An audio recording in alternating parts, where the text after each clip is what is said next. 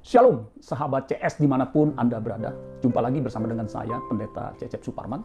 Saudara-saudara sekalian, pada kesempatan kali ini saya akan kembali menyampaikan firman Tuhan dengan judul yang sangat unik. Kopi kok pahit? Nah, ini sebuah pertanyaan sekaligus tanda seru, saudara ya. Nah, sebelum saya melanjutkan, saudara yang belum mensubscribe channel saya ini, silahkan mensubscribe, kemudian membagikannya.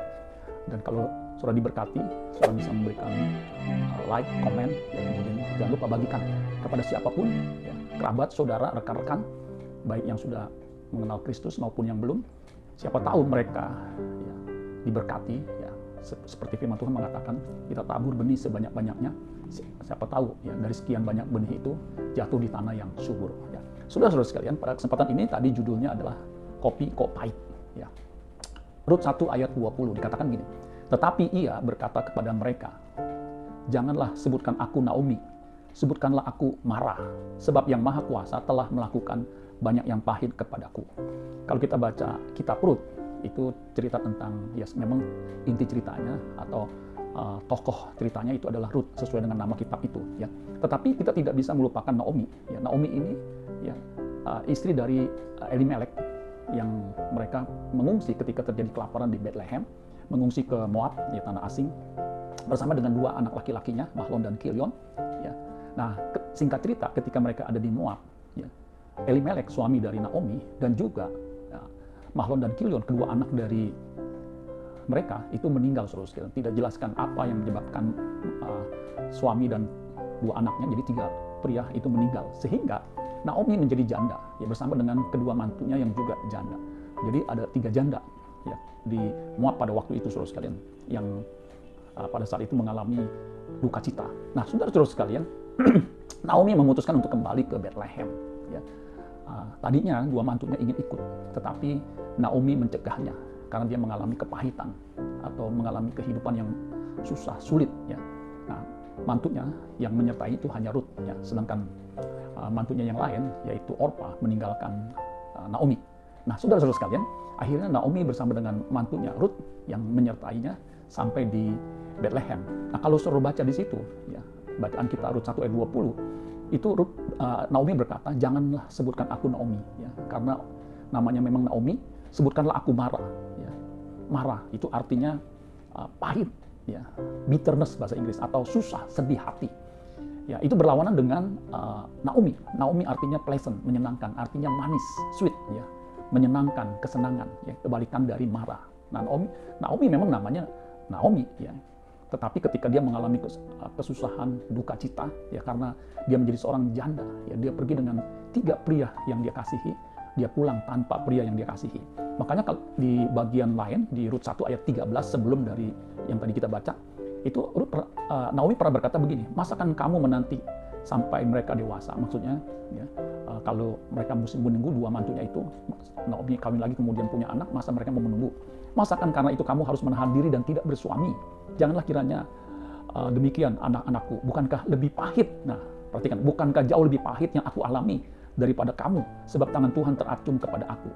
Jadi, menurut Naomi mengalami kesusahan, kesedihan, sengsara, ditinggal orang yang dikasihnya. Itu pahit. Ya. Merasa dia yang paling mengalami kepahitan, saudara sekalian. Nah, saudara-saudara sekalian, jadi Naomi nggak mau disebut lagi sebagai Naomi, yang memang nama aslinya Naomi. Ya, nama menunjukkan siapa yang bersangkutan. Dia mau disebut Mara, yang artinya pahit, saudara sekalian. Makanya judul renungan kita ini adalah Kopi Kok Pahit. Ya. Itu kiasan, saudara sekalian. Hidup kok pahit. Ya. Mara, ternyata Mara yang artinya pahit, itu juga berarti, ini menarik, saudara, berarti menyelenggarakan. Ya. Jadi Mara, kata kerja itu menyelenggarakan, ya, menjadi kata marar. Ya, marar. Ternyata Mara ini punya arti ganda, saudara sekalian. Satu sisi artinya pahit, satu sisi artinya juga positif, menyelenggarakan. Atau marar itu artinya juga, ya, selain menjadi pahit atau membuat pahit, ya, atau embitter atau make bitter, Mara juga artinya secara positif, ya, to be strong, ya, atau strengthen, menguatkan, strengthen, menjadi kuat, to be strong atau strengthen. Nah, saudara-saudara sekalian, ya, ini intermezzo aja. Kata Mara itu sebenarnya juga ada kata Yunani, ya, kata Mara itu kata Yunani itu singkatan dari Amara, ya, Amara, yang artinya bagus. Amara artinya cantik, abadi, ya. Itu bisa menjadi nama depan, ya. Nama depan biasa ditambahin Tamara, ya. atau menjadi nama terakhir atau nama tengah atau nama terakhir ya. Beberapa artis memakai kata Mara ini ya, misalnya Tamara Blesinski, Tamara Geraldine. Kalau pria Anjas Mara, ya itu kata Mara saudara sekalian, ya, artinya cantik abadi atau gantengnya abadi gitu saudara sekalian. Nah saudara-saudara sekalian, yang menarik saudara sekalian, Naomi yang mengalami kepahitan, ternyata dia menjalani kehidupan bersama dengan mantunya yang mensupportnya. Ya, jadi Naomi memiliki support system yang luar biasa ya. Jadi ketika dia mengalami kepahitan dan menjalani hidup yang pahit itu, dia selenggarakan ya, di tengah kepahitannya itu, ternyata dia bisa melaluinya. Bahkan hidupnya menjadi jauh lebih bahagia, lebih baik saudara sekalian. Ya, itu terbukti di Rut pasal 4 ayat 14 sampai 17. Ya, setelah sekian lama ia ada di Bethlehem bersama dengan Rut, mantu kesayangannya, mantu yang menyayanginya. Nah, itu luar biasa saudara sekalian. Biasa jarang mantu yang bisa klik atau bisa dekat dengan mertua ya. Biasanya seperti anjing sama kucing yang berantem. Tapi ini luar biasa saudara sekalian ya. Ini memang Rut luar biasa, bisa klik dengan Naomi yang notabene sudah tua dan juga tidak punya apa-apa. Di Rut pasal 14 ayat 17, apa yang terjadi saudara sekalian? Dikatakan begini, sebab itu perempuan-perempuan berkata kepada Naomi, ya, terpujilah Tuhan yang telah menolong, yang telah rela menolong engkau pada hari ini dengan seorang penebus. Nah pada waktu itu, Rut menantunya itu sudah menikah dengan Boas, tuan tanah yang kaya raya saudara sekalian. Ya. Dan mereka mempunyai anak. Dikatakan begitu, termasuklah kiranya nama anak itu, jadi melahirkan seorang anak. Termasuklah kiranya nama anak itu di Israel, ayat 15. Dan dialah yang akan menyegarkan jiwamu dan memelihara engkau pada waktu rambutmu telah putih. Sebab menantumu, perhatikan, sebab menantumu yang mengasihi engkau telah melahirkannya. Perempuan yang lebih berharga bagimu dari 7 anak laki-laki. Jadi saudara, Naomi punya 2 anak laki-laki. Dengan 1 Rut, yang dibandingkan, ya Rut itu sama dengan 7 laki-laki. Berarti saudara bisa hitung ya 3 kali lipat lebih ya, ganti dari 2 anak laki-laki yang meninggal ya, dengan 1 menantu yang luar biasa ini. Ayat 16, dan Naomi mengambil anak itu serta meletakkannya pada pangkuannya. Dialah yang mengasuhnya. Nah, kalau saudara mempelajari tradisi dari Yahudi atau Timur Tengah, ketika seorang anak diletakkan di pangkuannya itu menjadi miliknya, apalagi mengasuhnya. Yaitu bukan hanya sebagai cucu, tetapi sebagai anak kesayangan. Ya. Ayat 17 terakhir, perhatikan ya saudara. Dan tetangga-tetangga perempuan memberi nama kepada anak itu, katanya, pada Naomi telah lahir seorang anak laki-laki. Lalu mereka menyebut namanya Obed. Dialah ayah Isai, ayah Daud. Nah, kita tahu Daud itu adalah raja yang terkenal di Israel. Ya. Siapa yang tidak kenal dengan Raja Daud? Nah, Raja Daud ini keturunan ternyata dari ya, Rut, menantu Naomi. Ya. Karena Rut bersama dengan Boas itu melahirkan Obed. Nah, Obed itu ayah dari Isai. Isai itu ayah dari Raja Daud, saudara sekalian. Nah, yang menarik, kata Obed itu artinya menyembah. Obed itu artinya menyembah, tentunya menyembah Allah. Ya. Siapa yang tidak ingin punya keturunan yang menyembah Allah, ya saudara sekalian? Orang yang menyembah Allah, orang yang berbahagia sampai selama-lamanya. Kata Obed atau Oved, ya bahasa Ibrani Oved, yaitu dari kata Ebed, artinya pelayan atau hamba, ya hamba Tuhan. Ebed Yahweh, saudara, luar biasa ya. Nah, melalui kehidupan Naomi yang pahit, ketika dia selenggarakan dengan sungguh-sungguh bersama dengan Tuhan, ternyata ya kepahitan itu berubah menjadi sukacita yang membahagiakan saudara sekalian. Bahkan ya, kalau kita baca ya di Matius pasal 1 ayat 5, itu nama Obed ya dicatat di situ ya. Anak dari Rut ini ya, cucu dari Naomi ini dicatat ya. Jadi ini menjadi nenek moyang Yesus. Ya, luar biasa saudara sekalian. Jadi saudara sekalian, ternyata hidup yang pahit ini kalau diselenggarakan atau dijalani bersama dengan Tuhan dengan tekun ya, itu menjadi manis saudara sekalian. Saudara, dulu saya nggak suka kopi ya, karena kopi itu pahit ya. Orang tua saya juga tidak minum kopi ya. Pada suatu kali, seorang sahabat pendeta, ya dia sharing dengan saya. Kenapa? Ya, dia sharing karena tadinya dia sakit diabetes, kurus, ya begitu. Kemudian dia sembuh. Ternyata saudara sekalian, salah satu yang dia konsumsi adalah kopi. Saya bilang, saya nggak suka kopi. Dia bilang, coba Pak, kopi itu manfaatnya banyak. Ya, kalau Bapak minum, ya, akan mengalami manfaat yang luar biasa. Saya bilang, saya nggak suka. Coba. Memang ketika saya coba pahit, ya saya nggak begitu suka. Ini kopi, bukan kopi 3 in 1 ya, kopi bubuk ya, tanpa gula.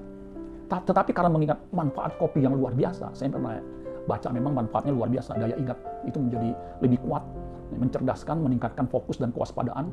Kopi juga mengandung antioksidan yang bermanfaat, membantu mencegah kanker, mengandung vitamin dan mineral yang lumayan banyak, meminimalisir risiko penyakit jantung, mengurangi risiko diabetes, dan juga membantu menurunkan berat badan. Jadi saya coba saudara sekalian. Memang 1-2 kali saya nggak nyaman. Ya. Kenapa pahit begini ya?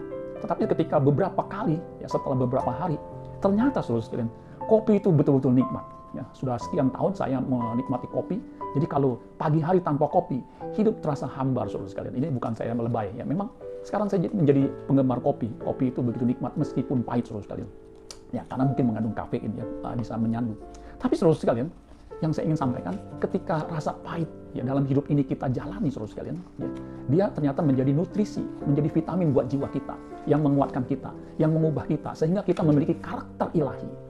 Jadi kalau saudara saat ini mengalami masalah yang membuat saudara pahit, seperti Naomi, ditinggal orang yang dia kasihi, suaminya, anaknya, ya, jalani, saudara sekalian. Jangan menjadi gundah gulana. Ya. Memang pahit nggak bisa dihindari ketika kita ditinggalkan oleh orang yang dikasihi. Saya saja, saudara sekalian, seorang pendeta, ketika orang tua saya, khususnya pada beberapa tahun lalu, papi saya meninggal, saya sangat berduka cita, ya, nggak nyaman. Ya, saya merasakan suasana batin yang nggak nyaman. Apalagi ini ditinggal suami dan juga anak. Ya. Saudara tahu, anak kan jauh lebih muda. Secara siklus harusnya ya, lebih lama daripada orang tuanya, tetapi meninggal. Ya. Nah, saudara, ketika hidup dijalani, hidup yang pahit dijalani bersama dengan Tuhan, itu menjadi indah, saudara sekalian. Ya. Bahkan menjadi nutrisi, menjadi kekuatan, ya. Sehingga ini menjadi harta abadi kita, saudara sekalian. Saudara, kita nggak tahu pandemi COVID-19 ini kapan berakhir. Ya. Tetapi kita mesti bertahan. Ini memang suasana hidup yang tidak nyaman, yang bisa disebut suasana yang pahit, saudara sekalian. Jangan seperti seorang gadis yang ceria, yang outgoing ketika pandemi COVID-19 ini dia nggak bisa kemana-mana, akhirnya dia mengalami stres, ya, sampai mengalami anxiety disorder, gangguan kecemasan. Ya. Itu menyebabkan dia gagal jantung karena dia mengalami yang disebut dengan gastroesophageal reflux disease. Nah, itu sejenis penyakit di mana asam lambung naik sampai ke kerongkongan. Ya, itu berbahaya sekali, saudara sekalian. Ini bisa menyerang jantung sehingga gagal jantung dan meninggal. Saudara sekalian, kita jalani dengan santai, dengan rileks ketika pandemi ini belum berakhir, saudara sekalian. Percayalah, pada suatu kali kelak akan berakhir. Yang penting kita menjalani hidup bersama dengan Tuhan. Dan kalau hidup berjalan bersama dengan Tuhan, kehidupan yang pahit diubah menjadi kehidupan yang manis. Karena kita percaya Tuhan menyertai kita. Dia adalah Immanuel, Allah beserta kita. Amin buat firman Tuhan. Tuhan Yesus memberkati. Sola Gracia.